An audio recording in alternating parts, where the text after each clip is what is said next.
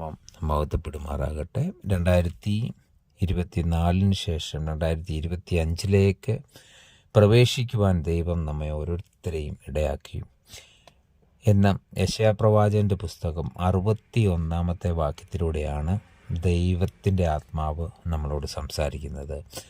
ഈ 61 അധ്യായത്തിൻ്റെ 7 വാക്യം വളരെ പ്രാധാന്യമുള്ളൊരു വചനഭാഗമാണ്.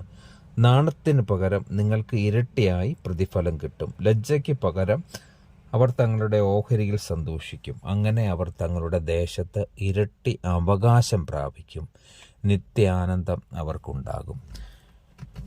കർത്താവിൽ പ്രിയരെ, ദൈവത്തിൽ ആശ്രയം വെച്ച് കർത്താവ് യേശുക്രിസ്തുവിൽ വിശ്വസിക്കുന്ന ഒരു ദൈവ പൈതലിന് ജീവിതത്തിൽ പല തോൽവികളും അതുപോലെ തന്നെ പരാജയങ്ങളൊക്കെ അനുഭവിച്ച് മനസ്സ് മടുത്ത് 2024 നമ്മൾ ഒത്തിരി നാണം കെട്ട് കാണും, മറ്റുള്ളവരുടെ മുമ്പിൽ തല താഴ്ത്തി നിന്ന് കാണും. പക്ഷെങ്കിൽ സർവശക്തനായ ദൈവം തൻ്റെ വചനത്തിൽ നിന്ന് പറയുന്ന ഓരോ കാര്യങ്ങളും നമുക്ക് വേണ്ടിയുള്ളതാണ്. വിശ്വസിച്ച് കർത്താവായ യേശുക്രിസ്തുവിൽ വിശ്വസിച്ച് ഈ വചനത്തെ ഏറ്റെടുത്തുകൊണ്ട് പ്രാർത്ഥിക്കുന്ന, ദൈവത്തിൽ ആശ്രയിക്കുന്ന ഒരു ദൈവ പൈതലിനെ അവൻ ഒരു നാളും കൈവിടുകയില്ല.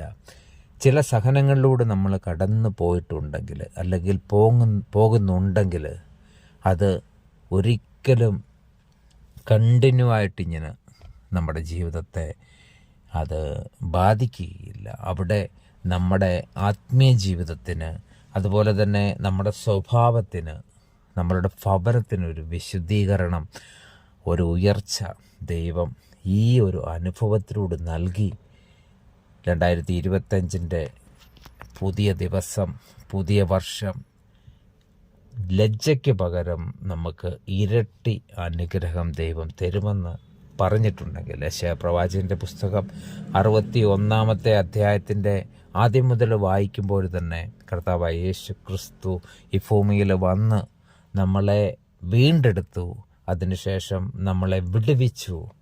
നമുക്ക് തന്നിരിക്കുന്ന ഓരോ അനുഗ്രഹങ്ങളും നമ്മൾ സ്വീകരിക്കുവാൻ പാകത്തിന് താഴ്മയും ദൈവസ്നേഹവും ഉള്ളവരായി കർത്താവിൽ തന്നെ വിശ്വസിച്ച് മുന്നോട്ട് നീങ്ങാം.